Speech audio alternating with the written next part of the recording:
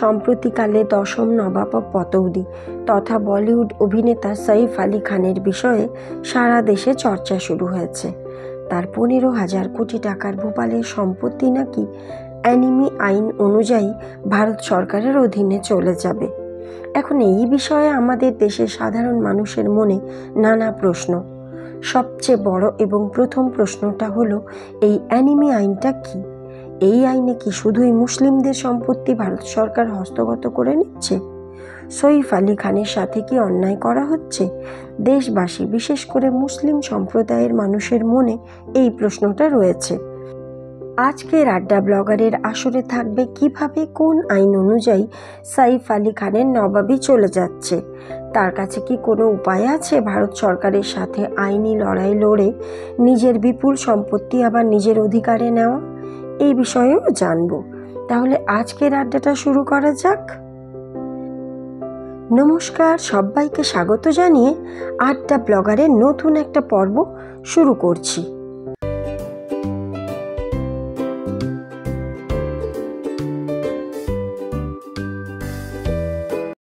সাইফ আলী খানের 15,000 কোটি টাকার সম্পত্তি ভারত সরকারের অধীনে যাবে অ্যানিমি প্রপার্টি আইন অনুযায়ী, এটা সত্যি কথা।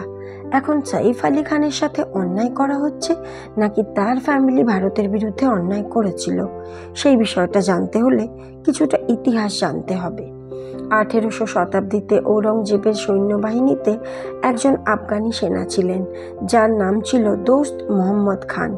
মারাঠা এবং ব্রিটিশদের চাপে যখন মুঘল সাম্রাজ্য পতনের দিকে যাচ্ছিল, সেই সময় দোস্ত মোহাম্মদ খান ব্রিটিশদের সাথে হাত মিলিয়ে পুরো ভোপাল রিজিয়নটা নিজের অধীনস্থ করে নেয়।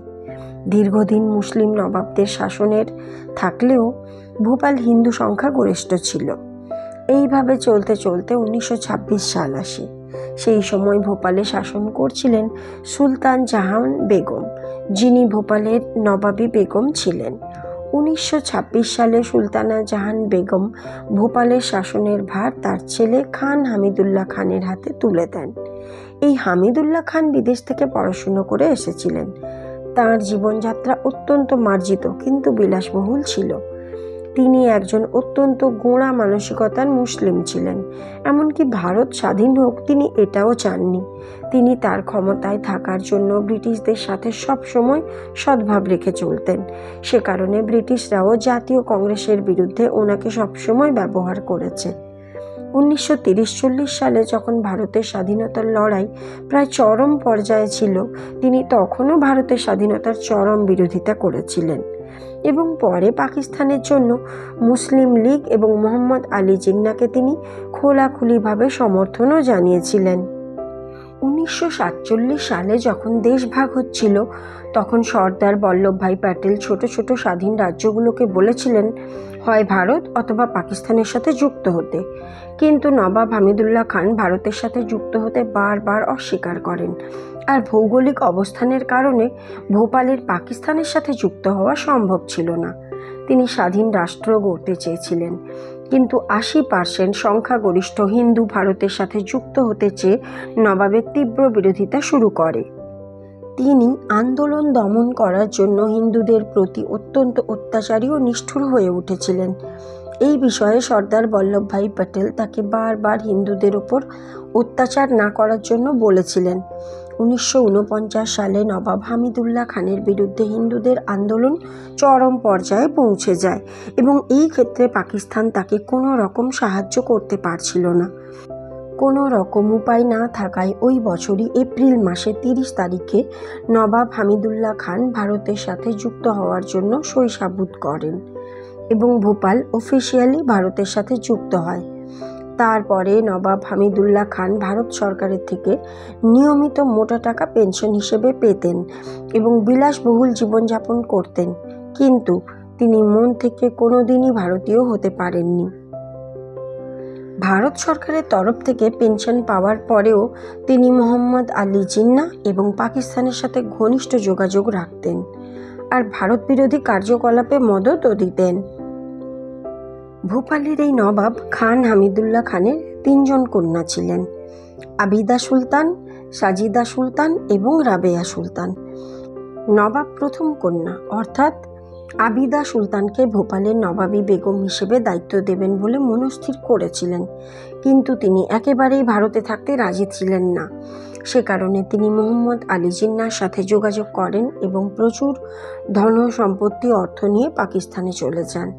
আর তার বিষয়ে বাকি তথ্য নিয়ে আমি পরে আসছি। নবাবের দ্বিতীয় কন্যা সন্তান ছিলেন সাজিদা সুলতান।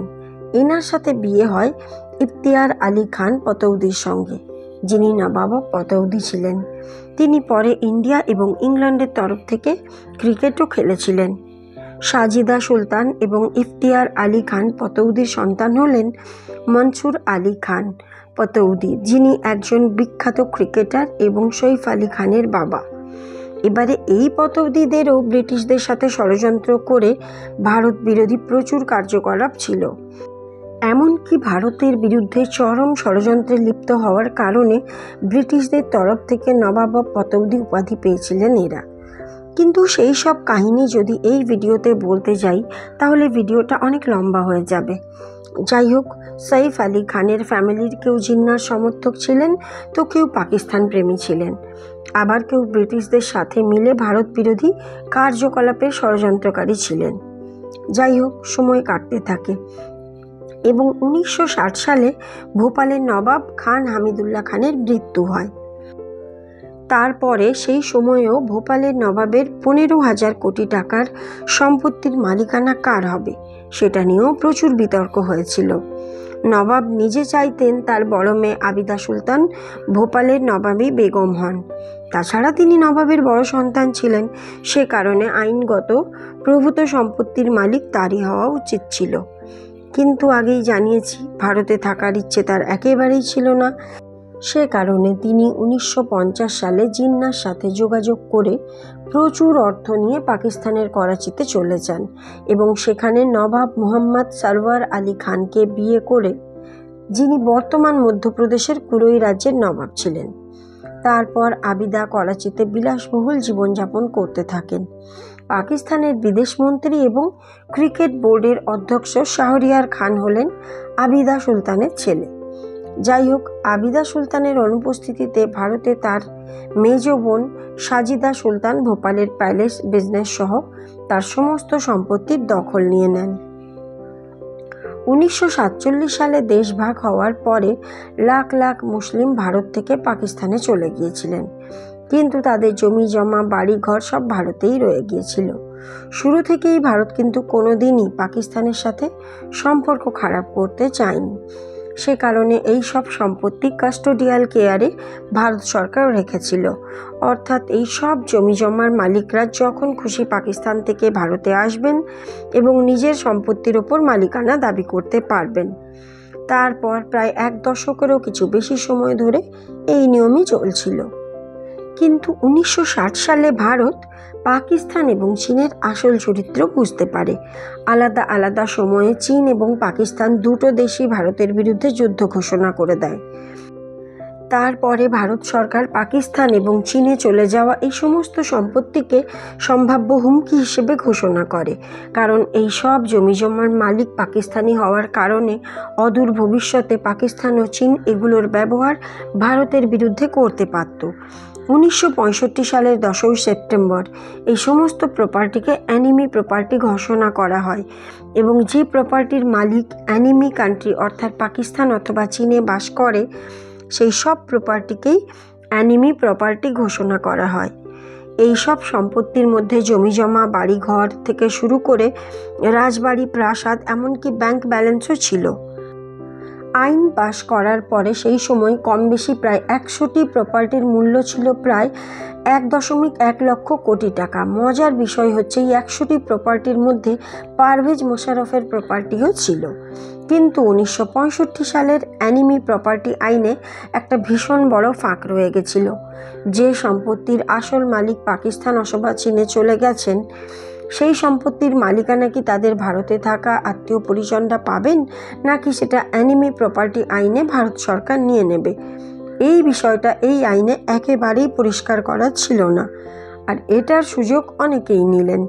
আত্মীয়রা পাকিস্তানে চলে গেলেও আমরা তো ভারতীয় নাগরিক, তাহলে এই সম্পত্তিতে কেন আমাদের মালিকানা থাকবে না? অনেক ক্ষেত্রে এই মর্মে মামলা করা হলো এবং অদ্ভুত বিষয় হলো কোর্ট অ্যানিমি কান্ট্রির নাগরিকদের প্রপার্টি তাদের আত্মীয় স্বজনদের কিছু ক্ষেত্রে দিয়েও দিল। এই সব কিছু দেখে ভারত সরকার অত্যন্ত চিন্তিত হয়ে পড়ে, কারণ এতে ভয়ঙ্করভাবে ভারতের নিরাপত্তা বিঘ্নিত হচ্ছিল। উত্তরপ্রদেশের নবাব মেহবুবা ছিলেন। তিনি দেশভাগ হওয়ার 10 বছর পরে 1957 সালে পাকিস্তানের নাগরিকত্ব নিয়ে নেন এবং নিজের সমস্ত সম্পত্তি পাকিস্তানকে দানে দিয়ে দেন। দেশভাগ হওয়ার 10 বছর পরে এই ঘটনা ভারত সরকারকে অত্যন্ত চিন্তিত করে তোলে। তখন ভারত সরকার এই সম্পত্তিকে অ্যানিমি প্রপার্টি ঘোষণা করে নিজের কবজায় নিয়ে নেয়।